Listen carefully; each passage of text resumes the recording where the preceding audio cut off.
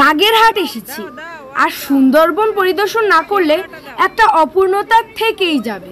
সুন্দরবনে যাওয়ার জন্য মংলার উদ্দেশ্যে রওনা হলাম। চলো আমরা সবাই মিলে একসাথে সুন্দরবন যাই।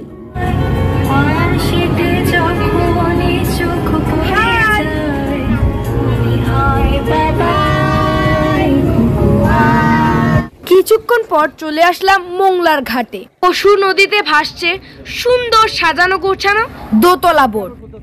আমরা সেখান থেকে একটি বোট রিজার্ভ করলাম। বোটটি সুন্দরবনের উদ্দেশ্যে পশু নদী বেয়ে চলতে শুরু করলো। আমরা আজ সুন্দরবনে বাঘ দেখার অপেক্ষায় আছি।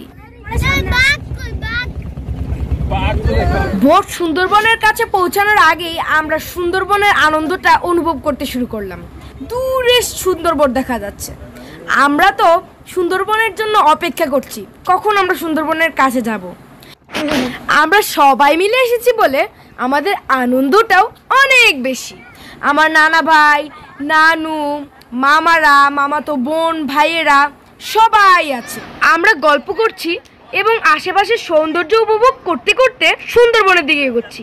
আর মামা তো বসেছে সেই রকম একটা জায়গায়। আমিও বসতে চেয়েছিলাম, কিন্তু আমি পড়ে যাব বলে আমাকে বসতে দেয়নি। আজকে আমরা যাবো সুন্দরবনে, চলো আমাদের সাথে তোমরা। ওই তো আমরা সুন্দরবনের কাছাকাছি চলে এসেছি। এখনই আমরা করমজল স্পটে যাব, তারপর সেখান থেকে পারমিশন নিয়ে আমরা সুন্দরবনের ভিতরে প্রবেশ করতে পারবো।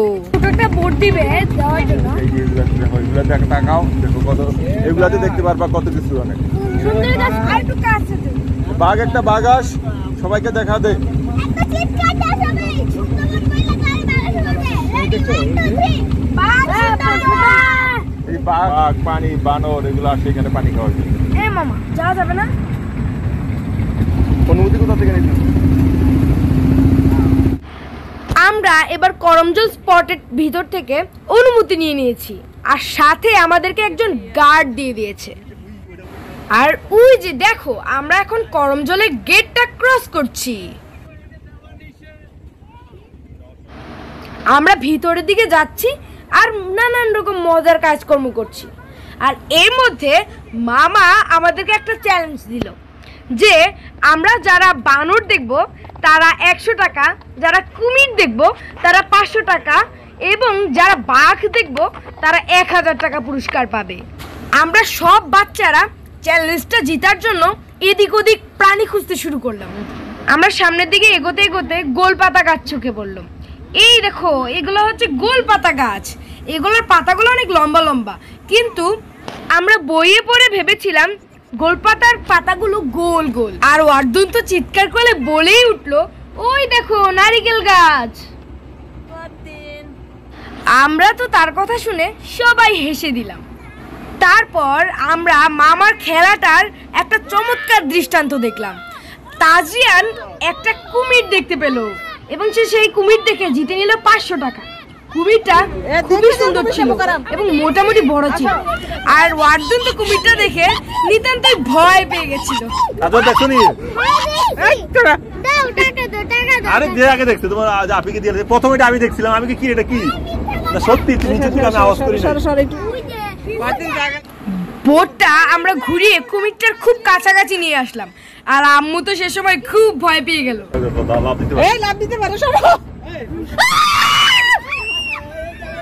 আর এটা সত্যি সত্যি লাভ দিল এবং আমরা তো সবাই ভয়ে শেষ। তুমি কত পাইছো তাজমিন? তাজমিন তুমি কেন পাইছো?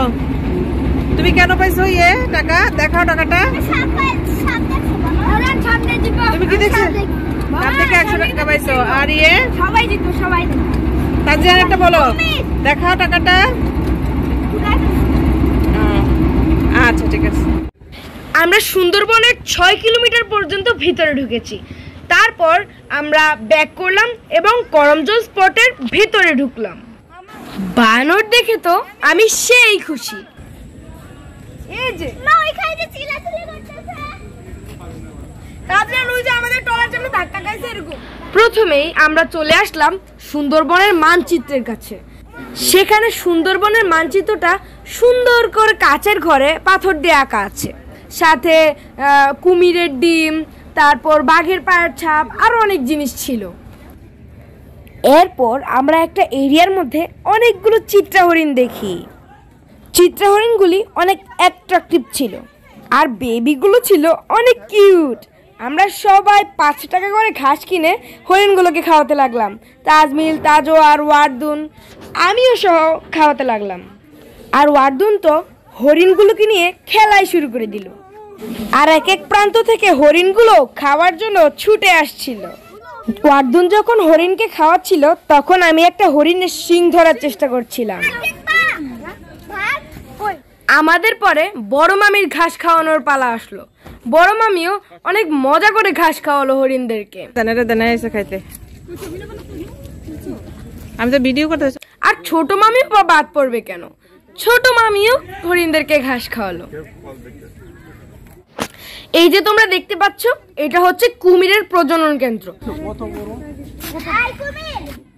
আর তাজরিয়ান তো কুমিরের সাথে কথাই বলা শুরু করে দিল। সুন্দরবনের ভিতরের রাস্তা দিয়ে ঢুকে আমরা অনেক বানর, কাকড়া আরো অনেক কিছু দেখলাম। দেখা শেষ করে আমরা বাসায় ফিরে গেলাম।